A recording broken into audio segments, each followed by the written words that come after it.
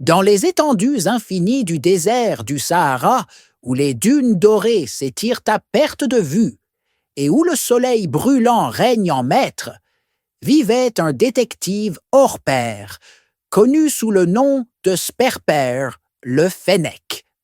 Avec ses grandes oreilles, qui captaient le moindre murmure du vent, et son pelage couleur sable qui lui permettait de se fondre dans le paysage, Sperper était réputé pour résoudre les mystères les plus énigmatiques du désert. Un jour, alors que le soleil commençait à descendre, teintant le ciel de nuances d'or et de pourpre, Sperper reçut la visite Ziggy, le lézard vert. Ziggy, avec ses écailles étincelantes et sa langue rapide, était un expert en plantes du désert. Il était visiblement inquiet. « Sperper, j'ai besoin de ton aide, » dit Ziggy d'une voix tremblante. « La vieille gerboise est gravement malade. Elle a besoin d'une herbe médicinale rare qui pousse seulement dans l'oasis secrète de El Mirage. Sans cette herbe, elle ne survivra pas. » Sperper, touché par la détresse de son ami, accepta immédiatement de l'aider. « Ne t'inquiète pas, Ziggy, nous trouverons cette herbe et nous sauverons ton ami. » Ainsi commença leur quête à travers le désert impitoyable. Sperper et Ziggy savaient que le voyage serait périlleux. L'oasis de El Mirage était protégée par des légendes et des pièges naturels. Mais avec la détermination de Sperper et les connaissances de Ziggy, ils étaient prêts à affronter tous les dangers.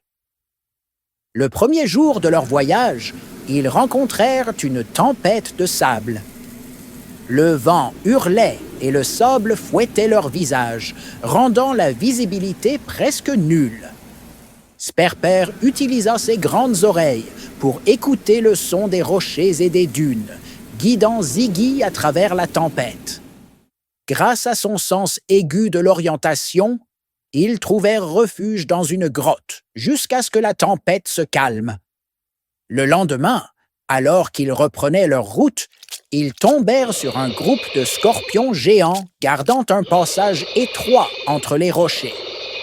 Ziggy, connaissant les habitudes de ces créatures, suggéra d'utiliser des herbes parfumées pour les distraire. Sperper trouva quelques brins d'herbes odorantes, et tandis que les scorpions étaient attirés par le parfum, nos deux amis purent passer sans encombre. Après plusieurs jours de voyage, ils arrivèrent enfin à l'oasis de El Mirage. C'était un paradis caché au milieu du désert, avec des palmiers verdoyants et une eau cristalline. Mais leur joie fut de courte durée, car l'oasis était gardée par un vieux serpent sage et redoutable. « Qui ose pénétrer dans mon domaine ?» siffla le serpent, ses yeux brillants fixés sur les intrus. Sperper, avec courage, s'avança et expliqua leur quête. « Nous sommes à la recherche de l'herbe médicinale pour sauver la vie de mon ami. Nous ne cherchons pas d'ennui. » Le serpent, ému par leur sincérité, décida de les mettre à l'épreuve. « Je vous accorderai l'herbe si vous pouvez répondre à mon énigme. Qu'est-ce qui traverse le désert sans jamais bouger? » Ziggy et Sperper réfléchirent longuement. Finalement, Sperper eut une illumination. « La réponse est le chemin, n'est-ce pas? Le chemin traverse le désert, mais il ne bouge pas. » Le serpent, impressionné par leur intelligence, leur accorda l'herbe médicinale. « Vous avez prouvé votre valeur.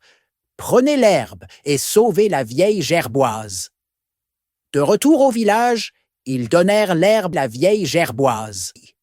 En quelques jours, elle retrouva ses forces et sa santé. Tout le village célébra le courage et l'intelligence de Sperper et Ziggy. Ainsi, grâce à leur amitié et leur détermination, Sperper le Fennec et Ziggy le lézard vert avaient accompli l'impossible et sauvé une vie précieuse dans les vastes étendues du Sahara.